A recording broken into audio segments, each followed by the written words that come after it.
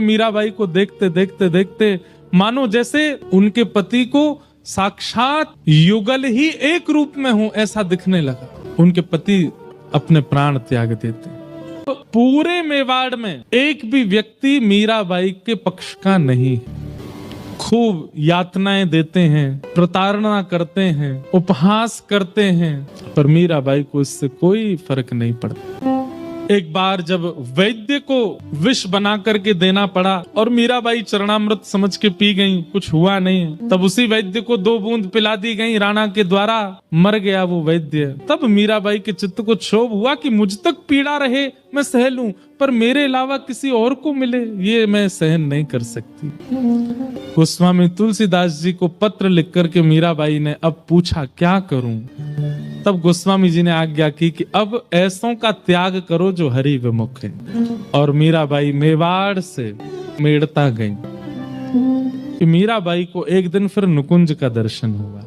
रात्रि में नित्य ही उनको अनुभव तो होते थे, कभी सुगंधी का अनुभव होता था, कभी नूपुरों की ध्वनि का अनुभव होता था, कभी वंशीनाद का अनुभव होता था। एक दिन कुछ अनुभव हुआ मानो किसी ने पुकारा हो। तभी निधिवन राज में प्रवेश कर गए और वहां अनेक सखियां सहचरियां हैं और मीराबाई सबको देखे इतनी सुंदर हैं सब, और सब मीराबाई को देख के गए अरे माधवी तू आ गई। अपना नाम माधवी सुनकर के मीरा थोड़ी चकित होती है, ये सब मुझे माधवी क्यों बोल रहे हैं, और ये ऐसी अद्भुत कुंज, ये ऐसे अद्भुत साज, ये ऐसे अद्भुत पुष्प, ये पहले तो मैंने कभी देखे नहीं, ये सब मुझे माधवी क्यों कहते हैं। तभी एक द्वार खुला और उस द्वार के भीतर से पीताम्बरी पहने श्याम सुंदर नीलांबर धारण की हुई हमारी किशोरी जी, दोनों युगल सरकार का जैसे ही आगमन हुआ पूरी सभा सुगंधित हो गई, सब नतमस्तक हो गए, जय जयकार करने लगे, पुष्प वृष्टि करने लगे। और मीराबाई उस छवि को देख करके स्तब्ध हो गए। स्तब्ध सी खड़ी है मीरा, और ठाकुर जी मीरा को जैसे ही देखते हैं प्रथम दृष्टि मिली है मीरा से, और ठाकुर जी किशोरी को कहते हैं देखो किशोरी जी माधवी खड़ी है। मीराबाई का शरीर ठंडा पड़ गया, रोम रोम पुलकित हो गया, नेत्रों से अश्रु गिर रहे हैं पर पलक झपक नहीं पा रही है। ठाकुर जी समीप नहीं गए, बस दूर से ही कही किशोरी जी से देखो माधवी आई है। और ठाकुर जी जाकर के सेज पर विराज गए। सब सखियां अपनी अपनी सेवा में लगी हैं, अकेली माधवी दूर खड़ी है, कुछ पता नहीं क्या करना है।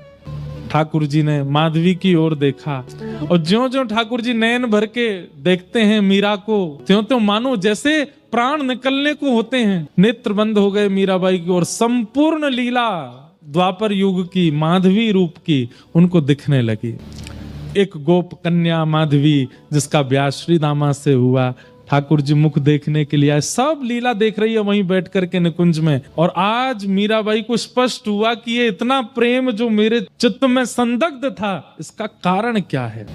और यहां तक की लीला, जब तक ठाकुर जी ने गिरिराज जी धारण किए तब तक की लीला, संपूर्ण दर्शन जब माधवी को हुआ, नेत्र खुले तो आंखें लाल हैं, नेत्रों से अश्रु गिर रहे हैं। अब मिल गए हो आप, अब आप मुझे दूर मत कीजिएगा। ठाकुर जी कहते हैं अभी बहुतों का कल्याण आपसे होना है, इसलिए आपको वापस जाना होगा। मीराबाई खूब रोई, खूब मना किया, पर ठाकुर जी बोले अभी आपसे बहुतों का कल्याण होना है, आपको जाना पड़ेगा।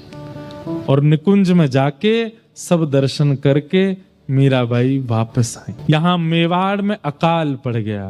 पूरे मेवाड़ में भूख लगी। खूब प्रयास किए राणा ने, लेकिन पता नहीं चला कि भाई इसका कारण क्या है। तब एक साधु ने जाकर के कहा ये वैष्णव अपराध लगा है मेवाड़ को, भक्तिमती मीरा का इतना अपमान किया है तुम लोगों ने, इसलिए तुम्हारे राज्य की ये दशा हो रही है। इसको सुधारना चाहते हो तो एक ही उपाय है, पुनः मीराबाई के चरण मेवाड़ आएंगे तो ही मेवाड़ समृद्ध होगा।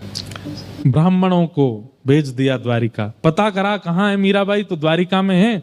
तो वहां पर ब्राह्मणों को भेज दिया, बड़े बड़े श्रेष्ठ जनों को भेज दिया, जाओ याचना करके हाथ जोड़ करके जैसे कहेंगी मीराबाई वैसी हम सेवा करेंगे, उनको मेवाड़ ले आओ वापस। मीराबाई स्नान किया, कहाँ से पधारे, तो सब मेवाड़ी भाषा में बात करने लगे।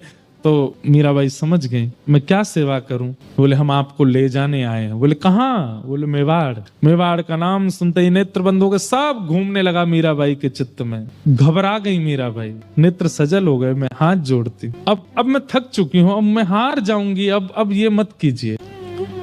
बोले आपको अपनी चिंता है, मेवाड़ की चिंता नहीं है? मीराबाई मानो क्रोध में बोल पड़ी हूँ, हाँ अब मुझे मेरी चिंता है, अब तक नहीं थी पर अब है, अब नहीं जाऊंगी। मैं ठाकुर जी से प्रार्थना कर दूंगी, मैं खूब संतों से निवेदन कर दूंगी, सब मेवाड़ जाएं, पर मैं अब वापस नहीं जाऊंगी। राणा ने कहा था यदि मीराबाई ना माने तो अनशन व्रत पे बैठ जाना, मृत्यु पर्यंत कैसे भी आना पड़े मीरा। ब्राह्मण बोले अगर आप वापस मेवाड़ नहीं जाएंगी तो हम मृत्यु पर्यंत प्राण त्याग देंगे, अनशन व्रत करेंगे, अन्न नहीं खाएंगे। मीराबाई चरणों में गिर गई, मैं आपसे प्रार्थना करती हूँ मेरी स्थिति भी समझिए, मेरी स्थिति मनस्थिति अब वापस जाने की नहीं है, आप मेरी बात भी तो मानिए। घोर संकट आ गया मीराबाई के पास, एक तरफ तो वापस मेवाड़ जाने की स्थिति, दूसरी तरफ अब मिलन कुछ दूर ही है। किसी ने जाकर के मीराबाई को कहा कि भाई साहब जल्दी चलिए, समुद्र के तट पर अन्न जल त्याग करके ब्राह्मण 3 दिन से बैठे और धीमे धीमे उनको मूर्छा आ रही है, कहीं ये ब्रह्म हत्या का कलंक द्वारिका को ना लग जाए। अब तो द्वारिका के लोग याचना करने लगे और मीराबाई को इस दृष्टि से देखने लगे कि ये चली जाए यहाँ से, ये जाएंगी तो हमारी द्वारिका ब्राह्मणों के अंत से बच जाएगी। मीराबाई गई, प्रसाद बना करके लेकर के गई और उन ब्राह्मणों के सन्मुख पधराया। प्रसाद देख करके ब्राह्मण प्रसन्न हो गए, बोले अच्छा आप राजी हो गई चलने को, इसीलिए प्रसाद लाई हूं। मीराबाई कहती हैं कि मैं अपने मन से कुछ नहीं करती, मेरे लाल जी जो कराते हैं मैं वो करती हूँ। आप प्रसाद पाकर के अपना व्रत तोड़िए और मुझे 1 दिन का समय दीजिए, मैं ठाकुर जी से अंतिम बार पूछना चाहती हूँ, यदि वे आज्ञा दे देंगे तो मैं चलूं। ब्राह्मणों ने अपना अनशन तोड़ दिया और ब्रह्म मुहूर्त का समय, पूरी द्वारिका इकट्ठी हो गई है, सब देखने को तैयार हैं आज क्या होगा। कई लोग चाहते हैं कि मीराबाई द्वारिका से जाए ना, और कई लोग चाहते हैं कि ब्राह्मण अपना प्राण त्यागें, इससे अच्छा तो ये चली जाएं। सुबह सुबह मीराबाई द्वारिकाधीश के मंदिर पहुंची, मंगला आरती हो रही है ठाकुर जी की और मीराबाई सामने खड़ी है, देख रही हैं ठाकुर जी। ब्राह्मण बोले पूछ लीजिए ठाकुर जी से क्या आज्ञा है। मीराबाई गाती हैं अपने जीवन का अंतिम पद ठाकुर जी के आगे, साजन